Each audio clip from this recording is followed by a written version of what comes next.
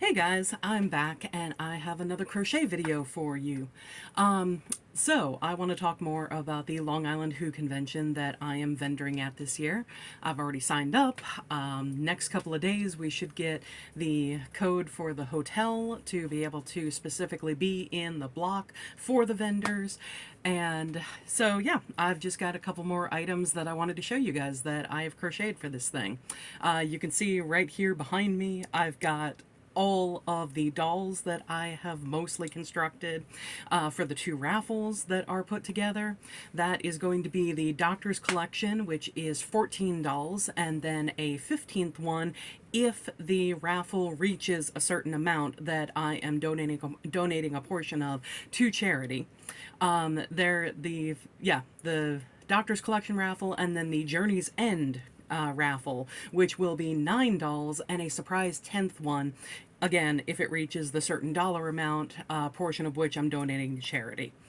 You know what? Put in the comments below if I should donate both portions to the same charity, or if there are two different ones that, are close to your heart that you would like to see these things donated to. I really hope to make a good amount of money. I am keeping a portion back for myself just because spending the materials and the time and everything on this, it's a lot, but I'm definitely donating a good portion of whatever the amount is. And if for some reason I only make, say I only sell 3 tickets and, make 15 bucks on this thing, I'm just going to donate the 15. But hopefully I will make at least a few hundred between both raffles and be able to donate a good amount to a charity that does good work in the world, because we all need that. We need more good in this world, and we need to spread that whenever we can. You can also see my, which way am I moving my hand? There we go. You can also see the Blossom that I showed a few videos ago. But yeah, that one, she will never be sold. She is my pride and joy as far as the Pokemon that I have crocheted. But yeah, so in addition to the raffle dolls and then the individual dolls, some of which I'll show in the future because I have some of them done, but I haven't made the majority that I would like to. In addition to those, I also have Tardis bags. Again, I know, I'm sorry, this is still reversed. I'm working with my phone. I'm working with what I got. So hopefully the setup will change in the future. I did find an editing program on my computer. It's apparently a very simplistic one, but you know what? It means that I've got one. Once I learn more about things, I will be able to edit these videos and hopefully make them a bit more visually impressive for you guys to watch. Like, imagine if I could just hold my hand out and, a big fireball explodes from my hand or something like that.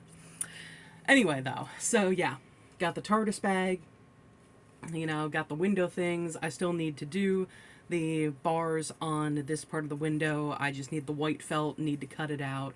This is actually puff paint. I'm probably going to go over it with a clear glue or something like that, because unfortunately puff paint stays slightly tacky no matter what, no matter how long you let it dry. And because I did this probably a good couple of months ago. But yeah, got this little thing down here. I'm debating whether or not I should do little blobs as if it's writing on this thing. I may just leave it blank. But yeah, that's one of the bags. And then, oh, you know what? Let me show the strap I made with this nice, like, blue, a couple of different shades of blue and kind of green in there. And the reason why I did that, unfortunately, let me leave you with the view of my room while I go and get this thing. I am not just leaving these bags as crocheted, because unfortunately when you do that, if you just try to have a crochet bag and that's it, unfortunately the yarn will stretch out as time goes on, especially if you have heavier things in them. And I did make these bags so that they are big enough, you know, to hold a couple of books. I tried to make them nice and wide, at least relatively, you know. But yeah, the width of the strap is how wide the bag itself is. But yeah, unfortunately, when you have heavier things in there, like books, or, you know, say, maybe a small laptop would fit in here, like a MacBook or something like that. I know those are like ounces, but still, the crochet will stretch out. It's an unfortunate fact with yarn. But I do have, for the different shades of blue and green strap, this material to line it with. And the reason that I chose this, not only because I like the entire Starry Night kind of sky thing, which is what this pattern is, you know, like, where is it? Here, you can very clearly see the moon slash star kind of thing that is in the corner of Van Gogh's famous painting. I chose that because of the Doctor Who episode Vincent and the Doctor, where the 11th Doctor and Amy go back in time and meet Van Gogh. Such a good episode. But yeah, so this is going to go, there's going to be 4 of each bag, hopefully. We'll see what I can accomplish by August with all of the other stuff that I'm trying to do. But yeah, this will theoretically and optimally go in 4 of the bags and be the inner lining and then the inner strap lining. And then for the other ones, so I've got this guy already made up. I did, instead of doing felt, I did puff paint around here and just, you know, set it out to dry. I'm probably going to do the same thing where there is the very light glue that I paintbrush over this, just so it has a definite, you know, drying factor and it's not going to stick to other things, especially during the summer months. But I chose this. It is a really nice, like, pink, purple, blue variegated yarn. I told you I love variegated yarns. And I decided, you know what, let's do something a bit simpler for the inner lining of something with kind of a... I picked this yarn because it kind of looked university to me. You know, you see like the different nebula things and cloud clusters and whatever atmospheric things. As much as I love looking at the pictures, I don't really know the scientific terms for these things. But, you know, the universe has these gorgeous pinks and purples and blues and oranges and yellows and reds and all that in them. And this variegated yarn, it reminded me of a kind of university thing. And what better thing to use with a Tardis themed item than something university.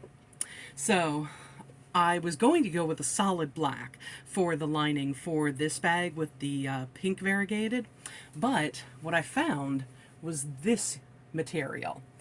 And I just love how it has the swirls on there and everything.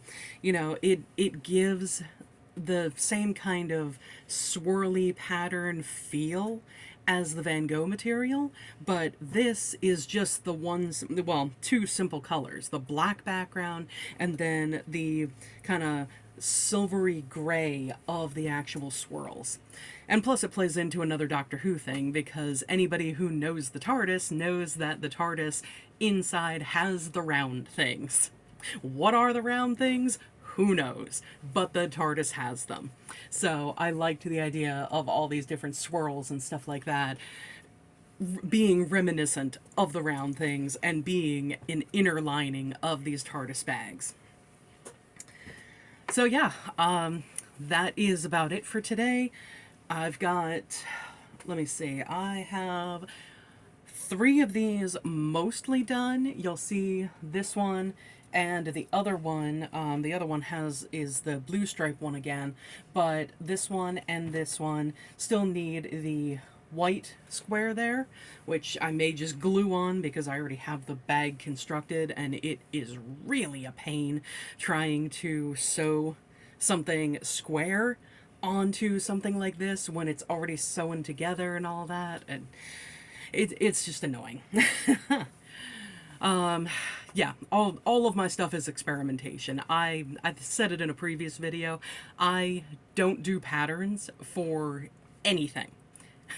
Everything that I have created and that I have finished is freehand. So, yeah, the Tardis bags, I'm basically just going, oh, okay, I'm very loose with the terms that I use as far as crochet because, again, I don't use patterns. I'm not really familiar with, you know, the different official terms for things. So you'll notice, for anyone who crochets, you'll notice that this bag, I have just done the flat surface thing instead of working in the round and out. This is basically just, I start at one end, I go, I come back, I go, I come back. Well, these are actually 2 rows of crocheting. But when I look at it, I don't count it like that. I just count these as, okay, 1, 2, 3, 4, 5, 6, and so on, stripes.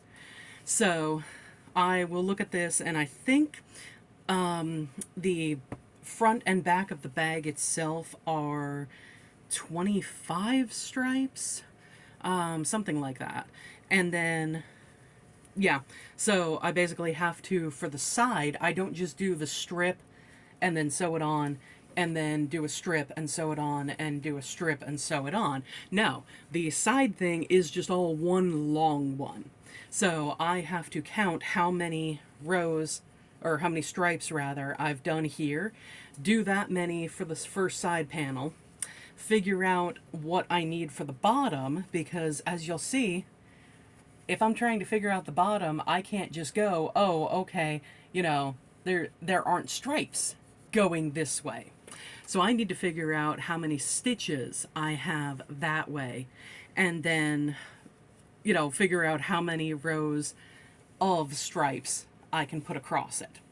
And it generally goes that it is twice the number of stitches. That is not always accurate, but you know, I figure it out, I make it work. I probably explained it really badly there. If I was trying to teach it, oh my god, you know, the person's head would probably explode. But yeah, so little bit of a insight into what I do as a crocheter. It is a mishmash, and it is just trial and error, and yeah, luckily I have gotten to the point of over 7 years of crocheting. I don't have that many errors. I don't have to rip out that much, but you know, it's always experimentation, and I like that. I really do. It's relaxing for me somehow. You know, other people, they look at what I do and me trying to explain it, and they're like, oh my god, that sounds so stressful. But crocheting is one of the most relaxing things ever for me. I can just sit there in front of my computer and, you know, put on my YouTube watch list, or something on Netflix, or something on Disney Plus, or whatever, and just happily crochet away the entire time.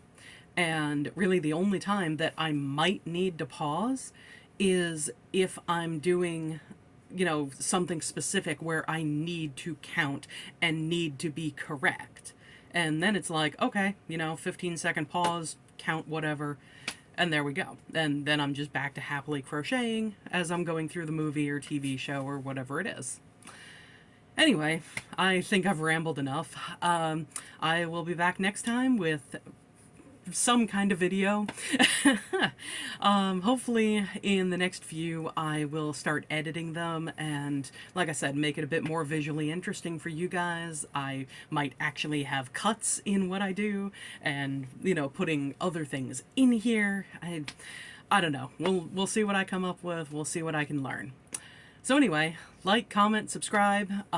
Please put a comment for the charities that you would like me to donate to if this raffle gets to a good amount, because I would love suggestions. I do have a couple in mind, but I would love more suggestions, because like I said, the world needs more good in it, and if I can put money towards something that will make good changes in people's lives, I would love that.